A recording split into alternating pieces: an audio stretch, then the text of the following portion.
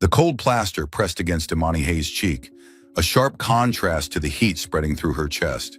The metallic crunch of her wrist made her wince, a sharp reminder of the absurdity of the situation she was in.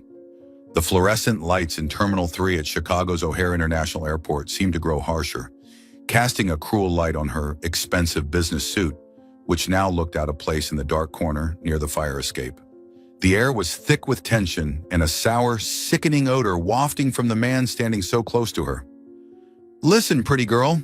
The man's voice, Officer Frank Miller, was full of smugness and sarcasm. Silver badges glittered on his dark blue uniform. $5,000, cash, now. He paused, letting the disgusting offer hang in the air. "Or you'll have a night to remember in the Cook County Jail.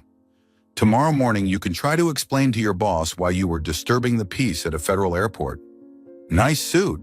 He glanced her up and down, his gaze lingering inappropriately. "It would be a shame if it got all wrinkled and stained."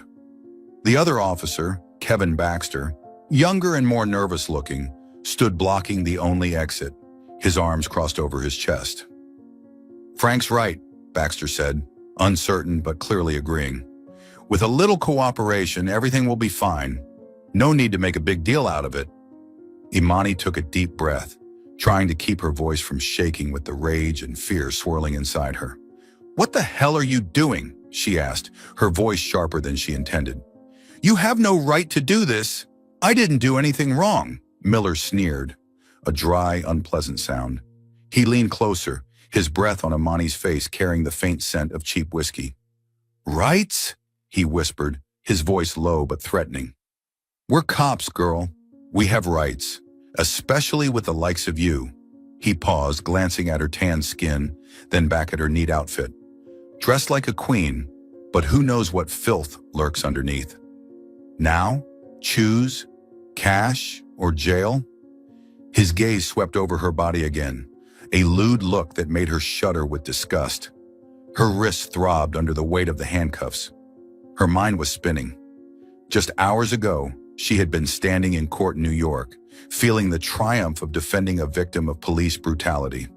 Now she was the victim herself, cornered by two men in uniform who represented the law but acted like thugs. Who is this woman? Why is she stuck in this horrible situation? Why did the two policemen who were entrusted with her protection treat her like a street criminal, or worse? What did she do or simply exist in her own skin to deserve this humiliation, harassment, and now outright blackmail in the middle of one of the world's busiest airports? And most importantly, will she have any way to escape this ongoing nightmare? Stay tuned for the full story. Just 3 hours ago, Imani Hayes was sitting on flight AA1427 from LaGuardia to O'Hare, feeling relief and satisfaction coursing through her body. A nearly 2-year-old lawsuit was finally over. She, a young attorney in her 30s at a small but prestigious law firm in Springfield, Illinois, had successfully represented the family of a young black man who was permanently injured by excessive force from New York police. It was a hard-fought but meaningful victory, not only for her client, but also for her own belief in justice, however fragile it sometimes was. Imani wasn't born into luxury in the traditional sense, despite her family background. She is the only daughter of David Hayes, the most powerful man in Illinois, the governor. However, Imani has always tried to keep her career out of her father's shadow.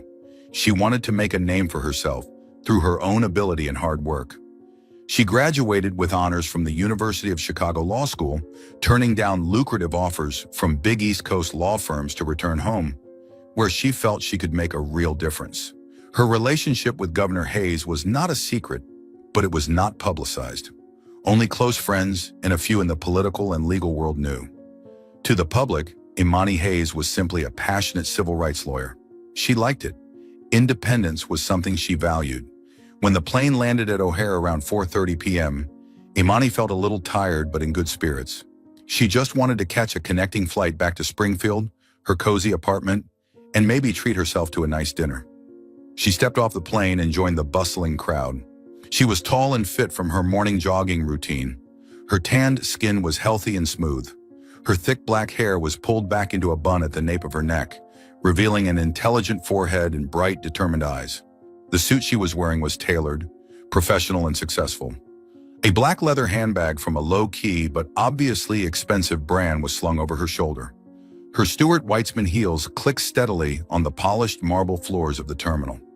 She looked exactly like a successful lawyer who had just stepped out of an important courtroom, which was true.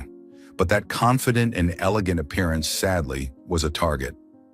In another corner of the terminal, Officer Frank Miller, a man in his mid-40s with close-cropped gray hair and a weathered face, was on patrol with his younger colleague Kevin Baxter. Miller had been an airport police officer for nearly 15 years. He had a spotty record, with a few complaints from passengers about his authoritarian demeanor and inappropriate language, but never enough evidence or incidents serious enough to warrant serious disciplinary action. Beneath the facade of a law enforcement officer, Miller harbored deep-seated racial and gender prejudices.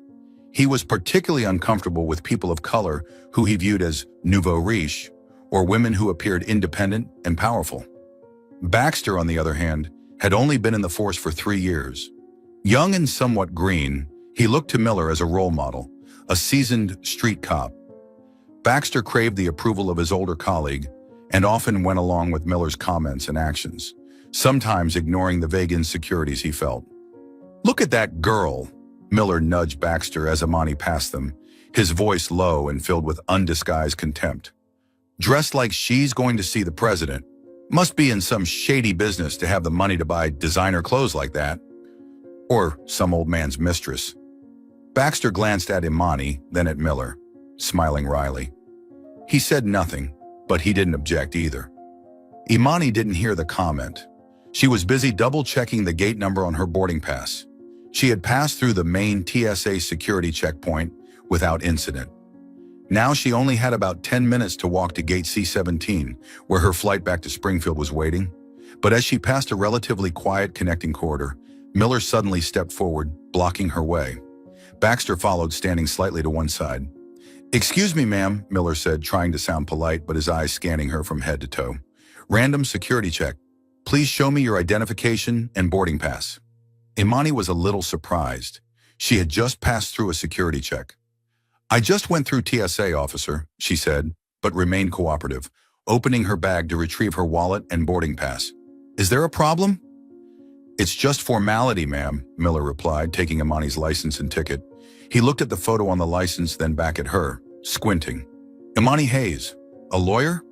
His tone was surprised, then quickly suspicious. "Where do you practice law?"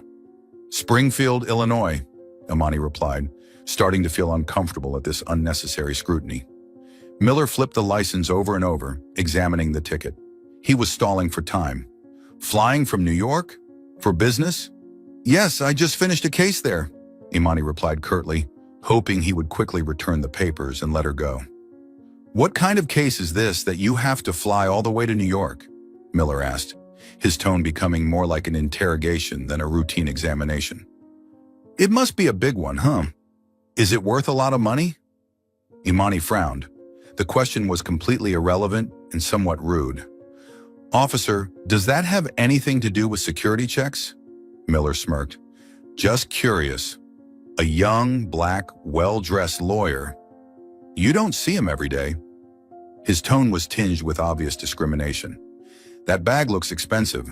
Is there anything special inside?" Imani's patience was starting to wear thin. She realized this was no ordinary random search. Something was wrong. "The bag only contains personal effects and work documents, officer," she said, trying to keep her voice calm. "Can I have my papers back? I'm about to miss my flight." "Don't rush," Miller said, his eyes growing colder. "We need to do a little more searching, just to be safe."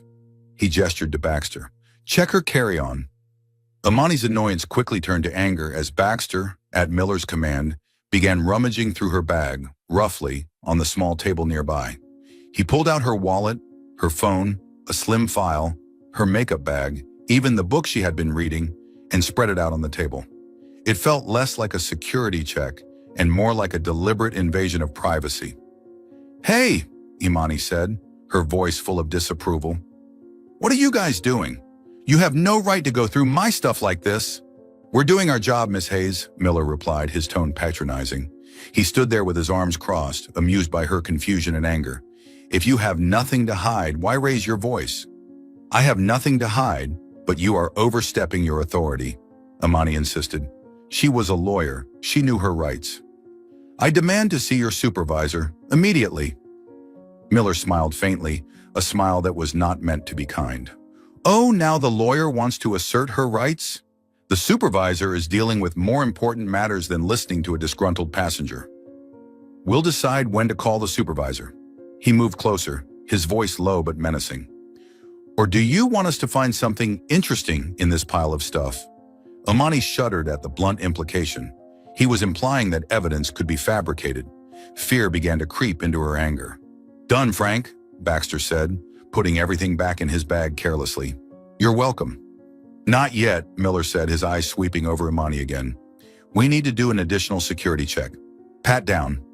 Imani's heart pounded. A pat down? After passing through security and without any signs of suspicion? This was clearly harassment. "You can't do that," she protested. "According to the regulations, if a woman's body is to be searched, it must be done by a female officer." Miller shrugged nonchalantly. "There are no female officers available right now. This is just a quick check. Turn around and face the wall." "No!" Imani insisted. "I will not let you touch me. Get your supervisor here." "You are not cooperating with law enforcement," Miller snapped, his initial politeness gone. "That could get you in big trouble, lawyer." He didn't wait for Imani to respond. He stepped forward and grabbed her arm. Imani tried to pull away, but Miller was stronger. He pushed her against the nearby wall. "Don't touch me," Imani screamed, fear and anger making her voice crack. "Are you resisting?" Miller shouted, and before Imani could process what was happening, he had quickly twisted her arms behind her back. There was a cold click as the metal cuffs tightened around her wrists. The sharp pain made Imani cry out. "Frank!" Baxter cried, a hint of panic in his voice. "Handcuff her?" "She resisted," Miller said simply, tightening the cuffs, forcing Imani to grit her teeth. "Now you're going to cooperate." He began touching Imani under the guise of checking for weapons. But the way he did it was different. His hands roamed deliberately over her back, waist, hips, and even thighs, lingering unnecessarily. Each touch was an insult, making Imani feel sick and violated. His breath fanned the back of her neck. "You should have checked carefully," he said, his voice thick with morbid innuendo. "You might have a knife or a small gun hidden under all that expensive fabric." He pressed deliberately against her side. Tears began to well in Imani's eyes, but she clenched her teeth, fighting to keep them from falling. She felt disgusted, helpless, and utterly humiliated. She tried to memorize every detail. Miller's red face, Baxter's averted gaze, the numbers on their lapels, Miller 4821, Baxter 5973. She knew she had to remember these things. During the entire humiliating test, Miller kept on saying insulting and vicious things. "How the hell does someone like you have the money to buy luxury goods? You must be hanging out with some rich old man, right? Or, you look pretty hot. You must be a high-class call girl." Each word was like a knife stabbing at her self-esteem. Baxter stood there pale, looking from Miller to the handcuffed, groped Imani. He seemed to realize that things had gone too far, but fear or cowardice prevented him from intervening. He simply stood there, complicit in his silence. Finally, Miller stopped. He backed away, looking at Imani triumphantly. "Unarmed," he said, but his tone suggested he didn't care. His intention was clearly to humiliate and assert power. "What now?" Imani asked, her voice hoarse with emotion. "You've checked. Let me go." "That's not it," Miller said, the evil smile returning to his lips. "We suspect you of suspicious behavior. You'll have to come with us to a more private place to talk." He grabbed Imani's cuffed arms and dragged her away. Baxter followed, his expression still tense. They didn't take her to the airport police station or security. Instead, they pulled her down a less frequented side hallway that led to an area near the emergency stairs. A perfect place to do something shady without attracting attention. Imani realized the situation was worse than she thought. This was more than just abuse of power and harassment. Something much darker was going on. Her heart pounded in her chest, but she fought to keep her head clear. She had to find a way out. The corner near the fire escape was damp and smelled of dust. The light was dimmer here, casting long shadows across the floor. Miller pushed Imani against the cold plaster wall, the handcuffs clicking dryly against the wall. He stood in front of her, Baxter blocking the exit. There was no one else around. Imani felt completely isolated. This is the moment when the story begins. Miller, with a look of absolute power and complacency in his eyes, makes the blackmail offer. "Listen, pretty girl," he repeated, his voice sarcastic. $5,000 in cash. Right now. Or you spend the night in jail and explain to your boss tomorrow morning why you were causing trouble at the airport. He explained the rules bluntly. If she handed over the money, they would forget the whole thing. The handcuffs would come off and she could go catch her flight. They would report back that nothing was wrong, just a little misunderstanding. But if she refused, he paused, looked her straight in the eye, his evil smile clear. If she refused, she would be taken to the Cook County Sheriff's Office. She would be charged with resisting arrest and disturbing the peace. And he hinted that he might find something illegal in her bag when they searched her more thoroughly at the station. A small packet of white powder, perhaps. Her legal career, her reputation, would all go up in smoke overnight. "We're the police. We have the power," he repeated, as if to impress his helplessness on her. "Especially with people like you, who dress up, but who knows what's inside. Now what? Money or jail?" He glanced at her body again, lewdly.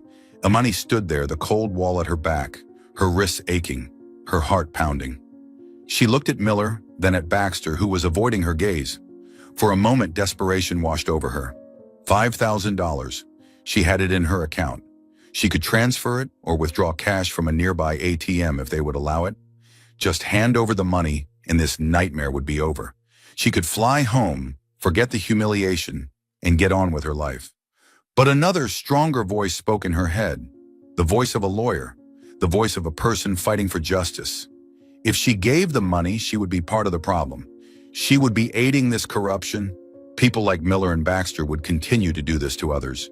People who might not have $5,000 to escape. People whose lives could be truly ruined. The anger at this blatant injustice boiled over, drowning out the fear. She had dedicated her career to fighting people like this. She couldn't give up.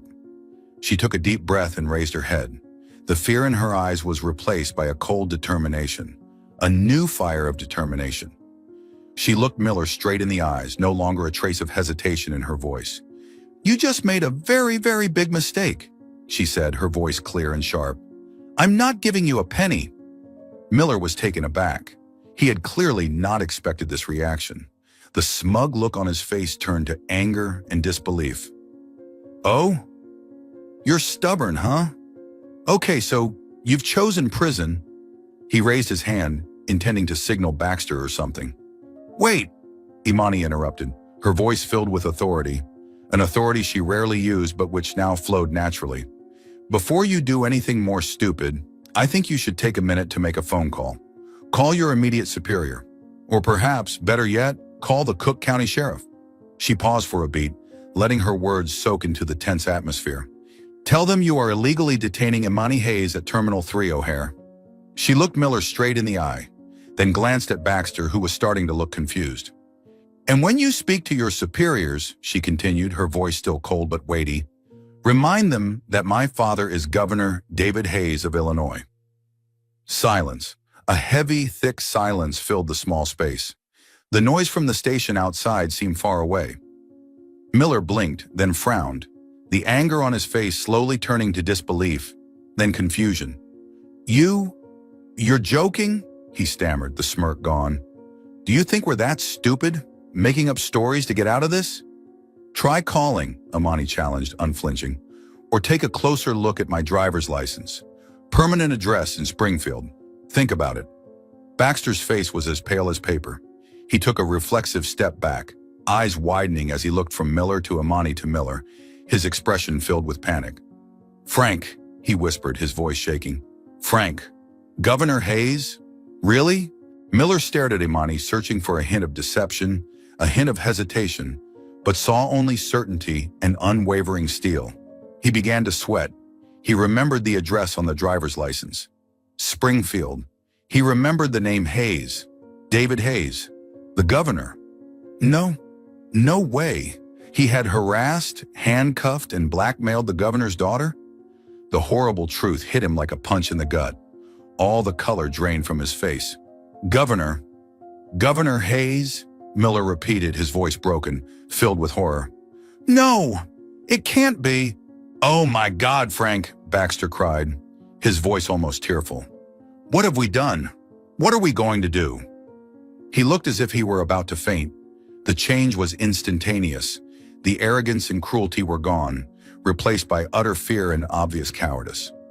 Miller fumbled in his pocket for the handcuff keys, his hands shaking so much he almost dropped the bunch. He hastily unlocked Imani's handcuffs, his fingers clumsy to the point of being pathetic. Miss Hayes, Miller stammered, his voice pleading, obsequious.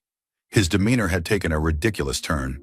There has been a serious misunderstanding, a very serious one. We are so sorry. We are so sorry. We were just doing our routine patrol. We may have gone a little too far. Baxter stood beside her, nodding his head like a machine, his face still white. Yes, yes. It was just a misunderstanding, miss. Please forgive us. We meant no harm. We just wanted to ensure safety. Imani rubbed her red wrists where the handcuffs had been removed. The physical pain was still there, but the relief at the reversal was instantly replaced by cold contempt. She looked at her two tormentors, now trembling and pleading. Justice sometimes came at a high price, and it didn't come to everyone. But today it was on her side. Imani's wrists were still sore and shaking, but her eyes were not. She stared straight at the two policemen kneeling before her, contempt written all over her face. Their belated fake apologies did nothing to appease her. A misunderstanding? She repeated, her voice icy, cutting off Miller's pleas. You call sexual harassment, racial slurs, illegal handcuffing, and an attempt to extort $5,000 a misunderstanding? She shook her head slowly. This is not a misunderstanding. This is a crime, and I want to see your superiors. Now immediately. The determination in Imani's voice made both Miller and Baxter even more frightened. Baxter, still pale, shakily pulled his walkie-talkie from his belt. He stammered a request for the shift supervisor to come to their location immediately, his voice cracking with tension. Minutes later, a woman in a police lieutenant's uniform appeared. She was about 50 years old, stocky, with short gray hair and a stern face that exuded experience and authority. It was Lieutenant Sarah Jenkins, the CPD's airport supervisor for the afternoon shift. She had received an emergency call from Baxter, who sounded unusually panicked, and she immediately went to check on him. When Lieutenant Jenkins arrived, she found a strange sight. Imani Hayes in her business suit but looking a little disheveled, her wrists red, standing straight with a look of determination and anger on her face. Her two officers, Miller and Baxter, looked as if they had seen a ghost, their faces drained of color, sweat pouring down their foreheads. Jenkins knew something was wrong. She recognized Imani Hayes too, not because she was the governor's daughter, but because she had seen her on the local news in connection with civil rights cases. What's going on here, Officer Miller? Officer Baxter? Jenkins asked, her voice even but stern. She looked at Imani. Miss Hayes, are you okay? Imani took a breath, trying to regain her professional, lawyerly composure. Lieutenant, she began, her voice clear and coherent, I am not well. I have just been through a very serious incident involving two of your officers. Imani then recounts the entire incident in detail, accurately and without exaggeration. She begins with the moment she was unjustly stopped by Miller and Baxter after passing through TSA security. She describes the intrusive, discriminatory questions about her occupation, income, and race.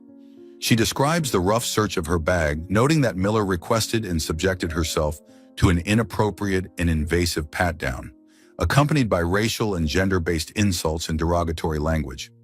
She describes how she was handcuffed when she protested the harassment and dragged to this hidden corner. And finally, she describes Officer Miller's blatantly extortionate offer of $5,000 in exchange for her freedom and silence. and the threat to fabricate evidence if she refused. She did not forget to specify the numbers of both. Miller, 4821, Baxter, 5973. Lieutenant Jenkins listened intently, not interrupting. Her expression grew more serious, her brows furrowed. Every now and then, she glanced at Miller and Baxter, her eyes filled with frustration and intense anger. As a veteran police officer and a woman, she understood the gravity of these allegations: abuse of power, racism, sexual harassment, and extortion. And the fact that the victim was a lawyer made them all the more serious.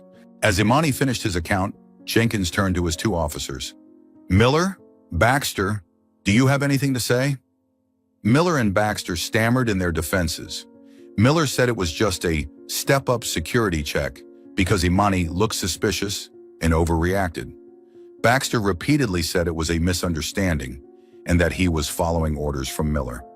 However, their statements were disjointed, contradictory, and completely unconvincing against Imani's detailed, consistent, and weighty account. Their horrified expressions gave it all away. It didn't take long for Lieutenant Jenkins to make up her mind. She had seen enough.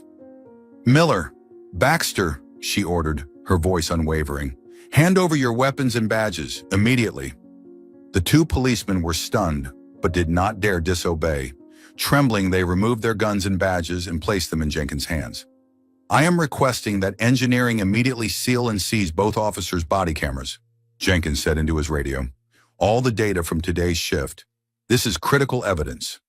Jenkins then turned back to Imani, his tone softening but still serious. "Ms. Hayes, on behalf of the Chicago Police Department, I sincerely apologize for what you have been put through. This behavior is unacceptable and will be dealt with severely. Do you need medical assistance? What can we do to help you right now?" "I just want to make sure they're held accountable," Imani replied, her voice still shaky but determined. "And I need to get to gate C-17 to catch my flight back to Springfield." "Understood," Jenkins said. She immediately dispatched two other officers, a man and a woman, to the scene. "These two officers will escort you to the airline's VIP lounge. Your flight will be rescheduled if necessary. They will ensure your safety for the remainder of your stay at the airport." She then turned to the two newly arrived officers, pointing to Miller and Baxter, who were standing there in shock. "Take these two to airport unit headquarters immediately. De-escalate them and await further instructions from the Internal Affairs Office." Miller and Baxter were escorted away by their two colleagues, their swagger gone, their expressions lost in shock and despair.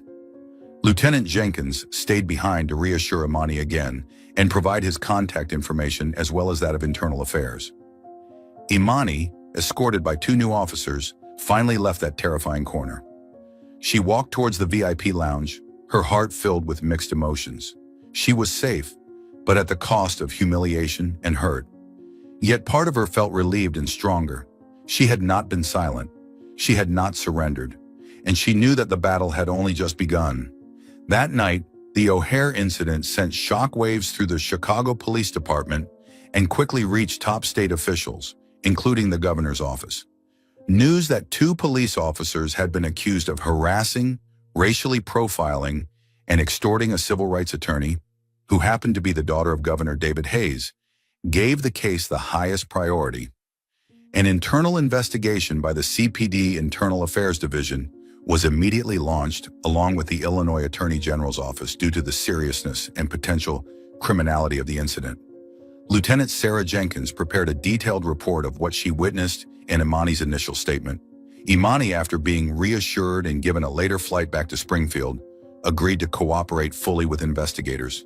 The next day, she met formally with IAD investigators and representatives from the Attorney General's office. With the calm, precise precision of a lawyer, she gave a detailed, coherent, and complete account of the entire incident, from the time she was stopped to the arrival of Lieutenant Jenkins. She gave every detail she could remember: the time, the place, the specific words and actions of Miller and Baxter, their badge numbers, and her feelings of violation, fear, and anger. The most important evidence comes from technological devices. O'Hare Airport security cameras, although not clearly recording the entire incident in the corner due to the installation location, recorded Miller and Baxter stopping Imani in an unusual way, dragging her toward the deserted hallway, and their initial attitude of power. More important was the data from Officer Baxter's body cam. As Lieutenant Jenkins had suspected, Miller's body cam had been turned off for much of the most critical incident, an intentional act to conceal evidence in a serious violation of department policy. Baxter's body cam, however, was still running. While the footage may have been imperfect, it captured the clear audio of the conversation in the dark. Miller's blackmail offer of $5,000, the threats to tamper with evidence, and especially the sudden change in tone and demeanor of both men after Imani revealed her father's identity. This audio, along with the image of Baxter's face, captured the stark evidence against them. Miller's work record was also thoroughly reviewed. Investigators found several previous complaints about his bossy demeanor, discriminatory language, and abuse of power, though none were sufficient to warrant serious disciplinary action. However, the complaints provided a clear picture of Miller's tendencies and repeated behavior. Faced with Imani's detailed testimony, security camera evidence, Baxter's indisputable body cam footage, and Miller's past record, the pair were left with no room to deny. The internal investigation concluded that Miller and Baxter had committed serious violations of industry regulations, including abuse of power, use of unnecessary force, harassment, discrimination, and attempted extortion. Miller's actions in turning off his body cam only made matters worse. The decision was swift. Frank Miller and Kevin Baxter were immediately suspended without pay while the investigation continued.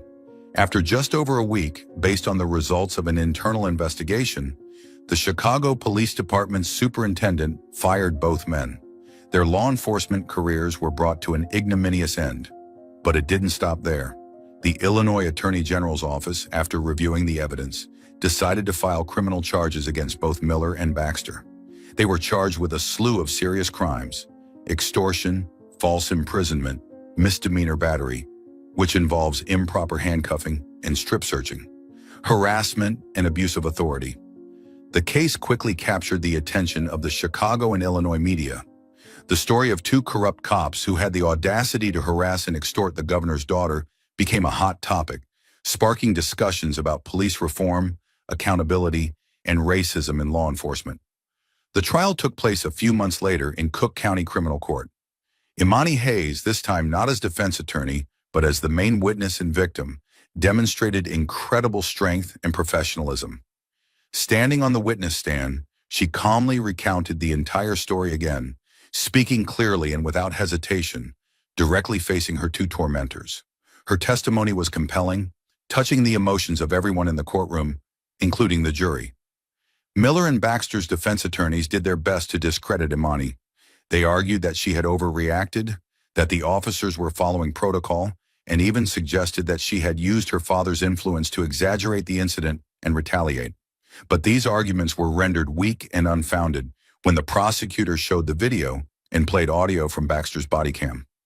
The audio of Miller's extortionate $5,000 offer and the panic that followed was telling.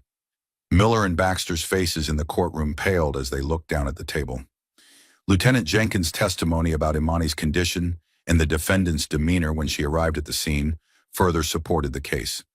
Evidence of Miller's previous complaint was also considered. After several days of hearing arguments from both sides, the jury retired to deliberate. It didn't take them long. After just a few hours of deliberation, they returned to the courtroom with a verdict. Both Frank Miller and Kevin Baxter were found guilty of the main charges, which included extortion and abuse of power. A few weeks later, the sentencing hearing took place. The judge, a man known for his sternness, read the verdict to a hushed courtroom. He emphasized the seriousness of the crime, especially when it was committed by those charged with upholding justice and serving the community. He spoke of the dangers of abusing the public trust and of the devastating effects of racism and sexism in law enforcement. Finally, the verdict was in. Frank Miller and Kevin Baxter were each sentenced to 3 years in prison. Not a long sentence by any stretch of the imagination, but enough to send a strong message that misconduct will not be tolerated, even when the offender is a police officer. 3 years in prison may not seem like a harsh sentence for the crimes Miller and Baxter committed, but for the two former police officers, it was a total downfall. They lost everything: their careers, their reputations, their freedom, and their self-respect. Their images, from law enforcement officers to convicted criminals, were widely broadcast in the media, serving as a stark warning to others in the profession who might consider abusing their power. For Imani Hayes, the traumatic incident at O'Hare Airport left indelible psychological scars. She became more wary of similar situations, and sometimes memories of humiliation and powerlessness still return in her nightmares. However, the horrific experience did not break her. On the contrary, it only strengthened her iron resolve to fight for justice and against injustice in all its forms. She continued her civil rights practice in Springfield with greater passion and empathy. Her painful personal experiences gave her a deeper insight into what her clients, victims of discrimination and abuse of power, endured. She became a stronger and more authoritative voice in the debates over criminal justice reform and police accountability in Illinois. While maintaining her independence in her work, she has occasionally collaborated with the office of her father, Governor David Hayes, in pushing legislative initiatives to increase oversight of police operations, mandate the transparent use and storage of body cam data, and establish more effective complaint processes for police misconduct. Her well-publicized story has lent weight to these reform efforts, and she has received widespread support from the public, especially from minority communities and civil rights organizations, who see her as a symbol of resilience and courage. Still, Imani is aware of an uncomfortable truth. Justice in her case was served relatively quickly and efficiently, but she can't help but wonder, if she weren't a lawyer, if she didn't know her rights, and most importantly, if she weren't the governor's daughter, would the outcome have been the same? Would Miller and Baxter have been fired and prosecuted so quickly? Would the body cam evidence have been so thoroughly scrutinized? The answer, probably not. Her special status, though she initially did not want to use it, certainly played a role in ensuring that the case was not buried or treated lightly. This made her feel both grateful that she had achieved justice and agonizing for the countless other victims who did not have the same advantages, who may have suffered in silence or even suffered retaliation for speaking out. Imani Hayes' story is not just a celebration of personal courage and resilience in the face of adversity. It is also a poignant reminder of the fact that racism, sexism, and abuse of power still persist, even in institutions designed to protect citizens. It exposes the dangers of prejudice and the corruption that can occur when power is left unchecked and unchecked. Thank you for taking the time to listen to this story. If you like this content, please click like and subscribe to the channel so you don't miss the next meaningful stories, because tomorrow we will have another meaningful story for you.